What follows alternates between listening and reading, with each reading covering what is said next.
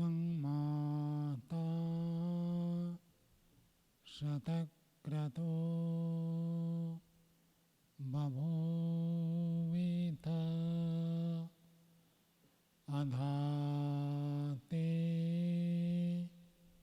सुम्नमीमयि।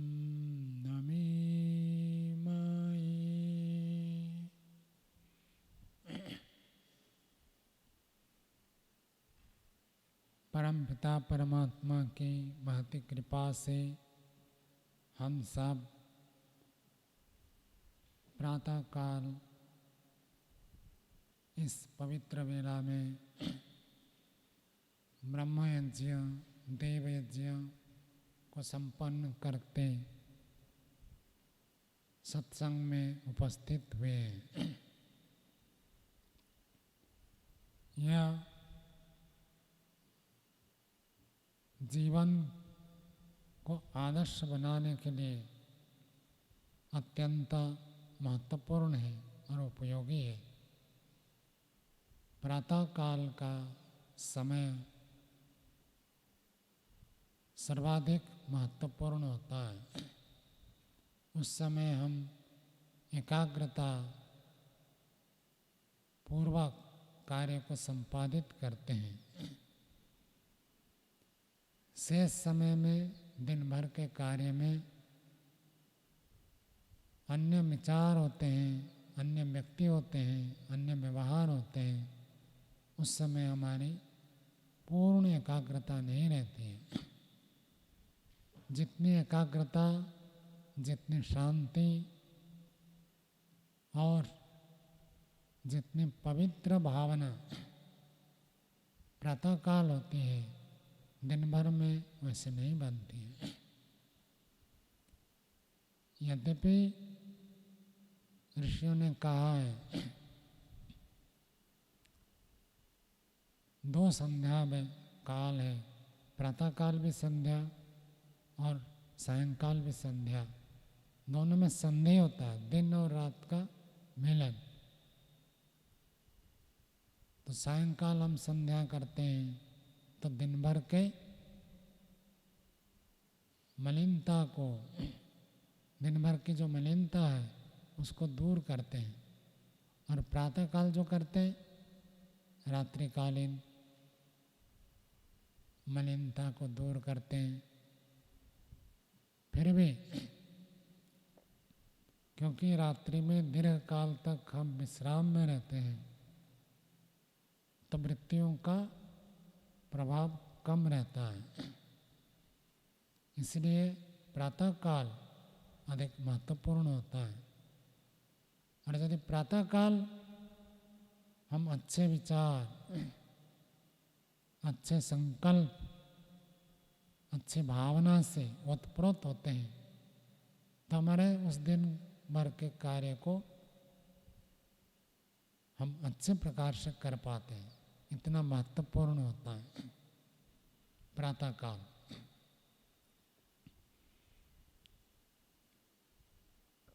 किस कार्य के लिए प्रातःकाल अधिक महत्वपूर्ण है? आत्मचिंतन के लिए। हम आत्म केंद्रित हो सकते हैं। और दिन भर में जैसे ही अभी सत्संग के पश्चात आप लोग प्रातराश के लिए जाएंगे, दूसरों से व्यवहार प्रारंभ हो जाएगा। दूसरे कुछ बताएंगे, हम उन्हें कुछ बताएंगे, विचार करेंगे, कार्य करेंगे, तो व्यवहार प्रारंभ हो जाता है। और इस समय से पहले पहले हमारा दूसरों के साथ संबंध प्राय नहीं रहता। कभी आवश्यक हो अलग स्थिति है। सामान्य रूप से हम स्वयं व्यक्तिगत अपनी दिनचर्या करते हैं। और अति आवश्यक न हो तो इस समय अन्यों से भी बातचीत व्यवहार नहीं करना चाहिए। आप लोग बातचीत तो नहीं करते ब्रह्मचारी? नहीं करते? करते हैं? क्यों? मना है ना? कितने बजे तक मौन का नियम है? सुबह से लेकर संध्या उपासना तक। तो आज किस किस ने मौन का भंग किया है? सत्य बोलना है, डरना नहीं है, संकोच नहीं करना है। सत्य बोलना भी एक बड़ी बात है। 1 2 3 4 5 6 7 8 9 10 हो गए। और बड़े ब्रह्मचारी भी बात करते हैं या नहीं? नहीं करते हैं। हाँ, नहीं करना है। अति आवश्यक हो अलग बात है। संस्था के कार्य के लिए आचार्य जी ने कुछ निर्देश किया तब तो करना ही है, अन्यथा नहीं करनी चाहिए। प्रातःकाल तो बिल्कुल नहीं करनी, अपनी ओर से कभी बात मत करो। एक छोटा सा भी आप नियम पालन करते हैं, उससे आपका आत्मविश्वास बहुत बढ़ जाता है। और जो हर नियम को तोड़ता रहता है वो जीवन में बड़ी उपलब्धि को प्राप्त नहीं कर सकता है। क्या बताया सौर्य जी?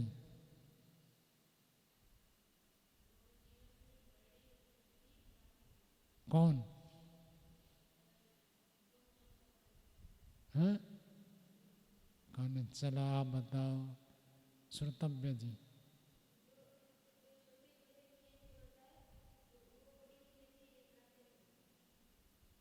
एक भी नियम को यदि आप संकल्प करके दृढ़ता से पालन करते, कभी भंग नहीं करते, तो आपका आत्मविश्वास बहुत बढ़ जाएगा कि मैं कर सकता हूँ। और जो एक भी नियम पालन नहीं करता है, हर नियम को तोड़ता है, हर नियम को हर दिन नहीं, आज एक नियम तोड़ दिया, कल दूसरा नियम तोड़ दिया, परसों तीसरा नियम तोड़ दिया, रोज कोई ना कोई नियम तोड़ देता है, वो जीवन में बड़ी उपलब्धि को प्राप्त नहीं कर सकता।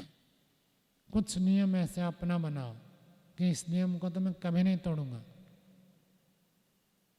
पहली बात।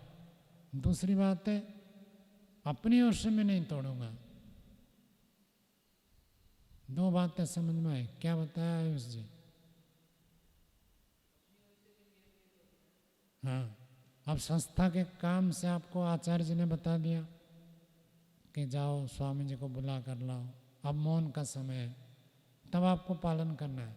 तो इसमें आपको दोष नहीं लगेगा, आपने नियम तोड़ा ऐसे नहीं माना जाएगा। और यदि आप अपनी ओर से किसी को पूछते हैं, कुछ बताते हैं, करते हैं, तो आपको दोष लगेगा। समझ में आया? तो ऐसे कुछ नियम ऐसे रखो कि इस नियम को मैं नहीं तोड़ूंगा। आप में से किसी किसी का नियम है कि मेरा ये नियम है, इस नियम को मैं कभी नहीं छोड़ता हूँ। और वेद में ऐसे बताया है, अव्रतः अमानुषः, जिसके जीवन में कोई व्रत नहीं है वो मनुष्य नहीं है। मनुष्य नहीं क्या है? दिव्य सिखा जी, जिसको मनुष्य नहीं है क्या कहेंगे? पशु है। और क्या है? तो पशुओं के लिए कोई नियम नहीं होता है, नियम सब किसके लिए है? मनुष्यों के लिए। और जो मनुष्य होकर भी नियमों का पालन नहीं करता है, व्रत का पालन नहीं करता है, वो मनुष्य पदवाद से नहीं है। कुछ एक नियम बनाओ कि मैं ये नियम तो करूंगा ही करूंगा। क्यों मनु जी, कोई नियम है कि भाई इस नियम को मैं कभी नहीं तोड़ता हूं? सोचना पड़ रहा अभी। धवल जी, हाँ, अभी तक बनाया नहीं। देखो मेधातिथि जी, आत्मनिरीक्षण है। मनु जी, आप नए आए हैं, कुछ नियम ऐसे पकड़ो। व्यायाम का नियम है आपका कि व्यायाम रोज करूंगा। सावन जी, हाँ, व्यायाम का भी नियम नहीं है। आप तो बलवान हो, तो बलवान तब बने रहोगे जब व्यायाम करते रहोगे, नहीं तो नहीं होगा।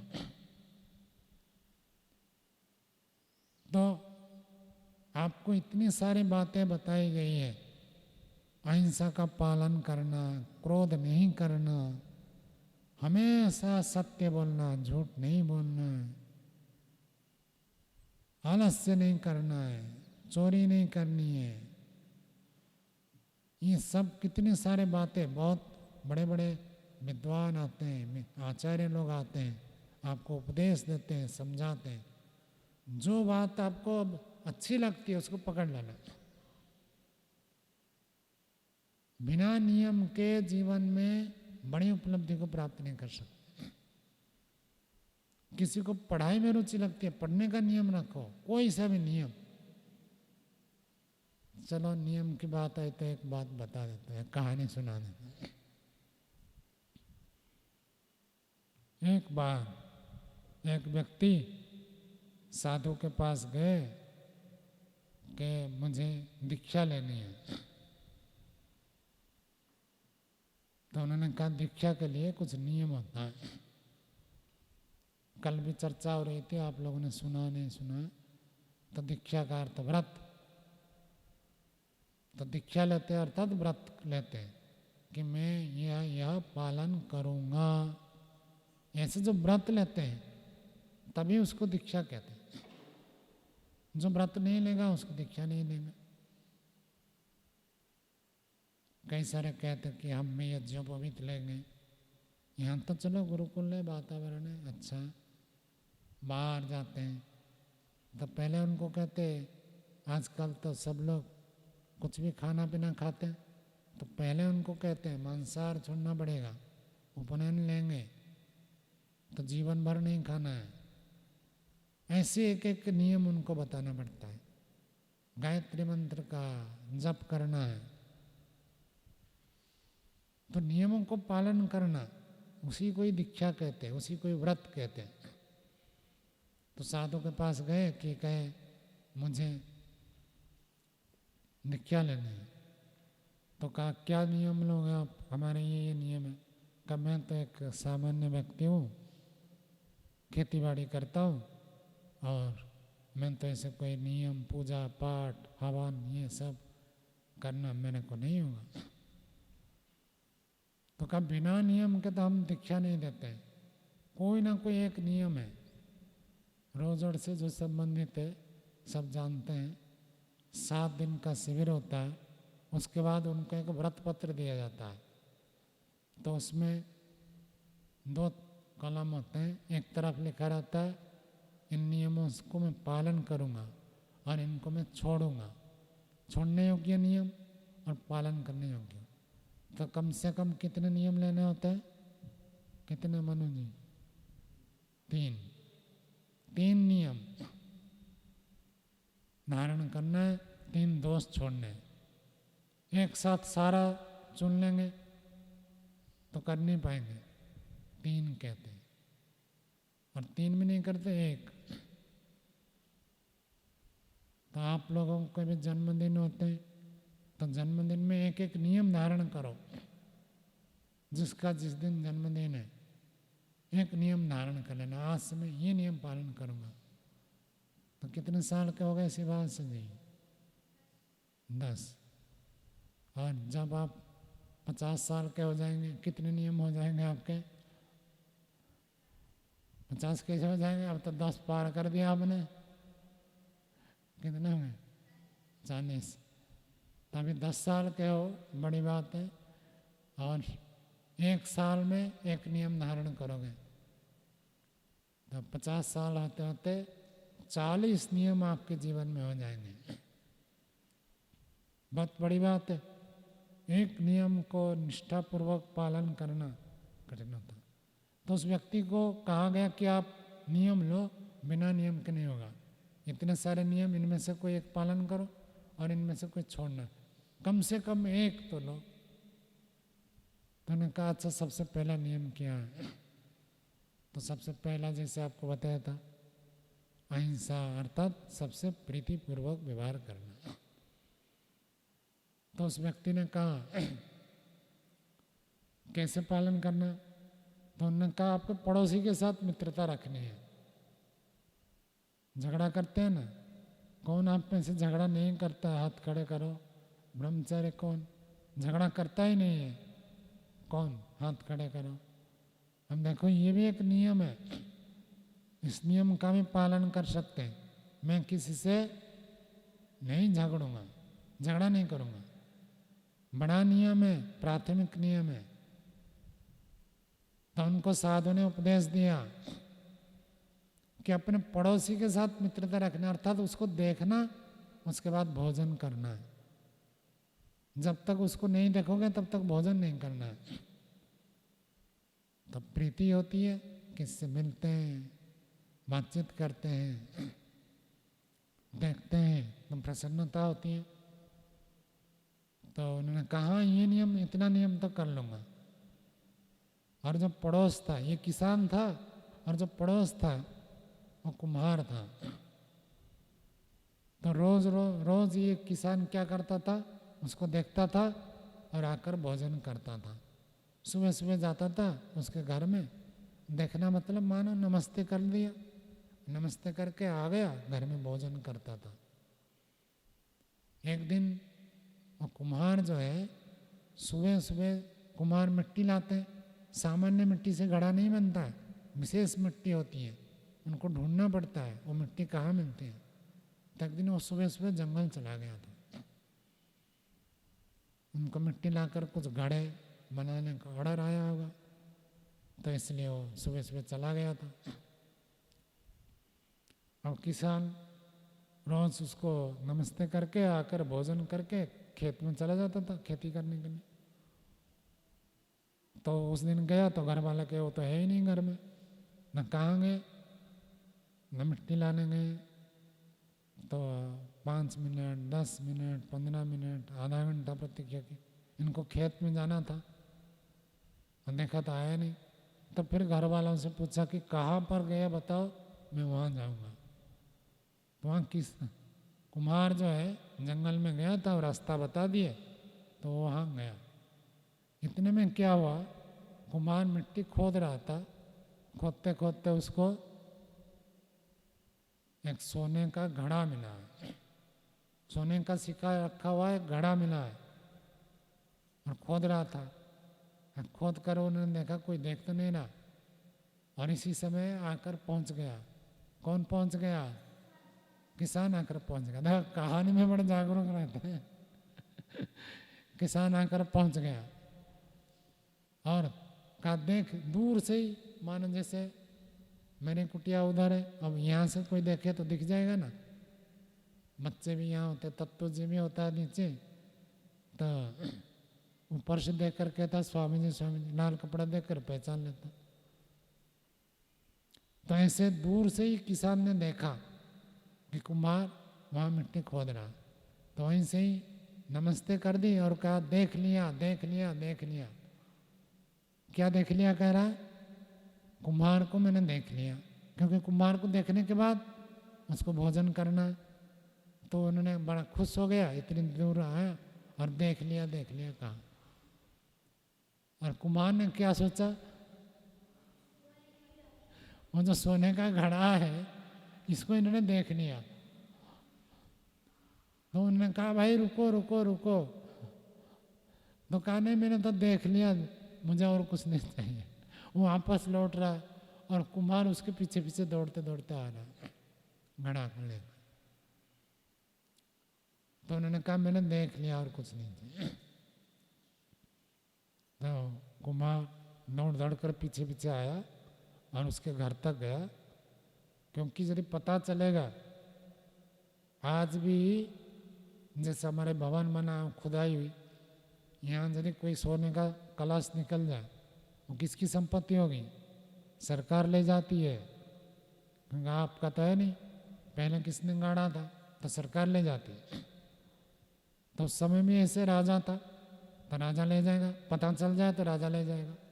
तो कुम्हार ने कहा भाई आपने देख लिया, ठीक है, मैं आपको आधा दे देता हूँ, आप किसी को मत बताना, नहीं तो क्या होगा, सारा सरकार ले जाएगा, राजा ले जाएगा। तो एक छोटा सा नियम था। कौन सा नियम था ओम जी, किसी के साथ मित्रता रखनी है, किसी को सुबह मिलकर नमस्ते करके भोजन करूंगा, ये एक छोटा सा नियम है।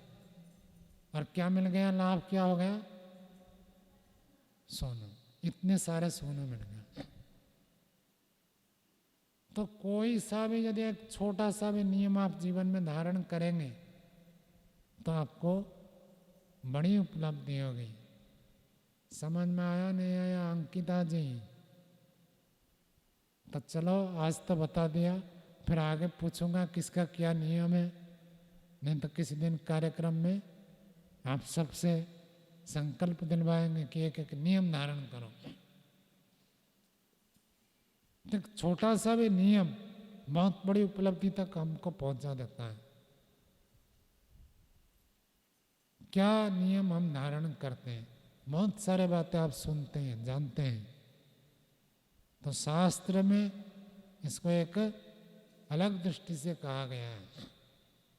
जो व्यक्ति पूर्ण रूप से किसी नियम को पालन करता है उसको सदाचार कहते हैं। क्या कहते हैं? सदाचार। और जो नियम को तोड़ देता है उसको क्या कहते हैं? क्या कहते हैं? शास्त्रीय भाषा में न्याय दर्शन पढ़ेंगे तो आपको शब्द समझ में, उसको कहते हैं व्यभिचार। व्यभिचार का अर्थ लोक में अलग प्रसिद्ध है, लेकिन उसका भी यही अर्थ है। एक पतिव्रत एक पत्नी व्रत हो तो उसको कहते हैं सदाचार, और अपनी पत्नी अथवा अपने पति को छोड़कर दूसरे में चले जाए तो व्यभिचार। ऐसे ही जो व्यक्ति हमेशा सत्य बोलता है वह सदाचारी है, और जो कभी सत्य बोलता है कभी झूठ बोलता है उसको शास्त्रीय भाषा में कह देते व्यभिचार। समझ में आया? और कभी प्रेम से बात करते कभी झगड़ा करते हैं तो व्यभिचार। व्यभिचार का अर्थ है नियम को भंग करना। व्यभिचार का क्या अर्थ है? नियम भंग करने को व्यभिचार कहते हैं। नियम को तोड़ना नहीं है, नियम तोड़ दिया तो व्यभिचार हो गया। और नियम पालन करने को क्या कहते हैं? सदाचार। तो छोटे छोटे कोई ना कोई एक नियम जीवन में धारण करना है, फिर कभी आपको इसके बारे में बताएंगे। नियमों से ही हमारा जीवन का निर्माण होता है। नियम है तो जीवन है, नियम नहीं है तो पशु है। तो हमको नियम पूर्वक चलना है। पहले एक नियम, जिस नियम का आपको लगता है कि इसमें तो मैं समर्थ हूँ, ये तो मैं कर सकता हूँ, उसी नियम को धारण करो, उसको नहीं भंग करना है। और उसको श्रद्धा से पूरी शक्ति लगाकर पालन करना है। भंग करना नहीं, धारण किया तो पालन करना है, छोड़ना नहीं, हटाना नहीं। एक भी नियम हमको बहुत आगे पहुंचा देगा। समय के अनुसार इन पर विराम देते हैं, आगे चर्चा फिर करेंगे।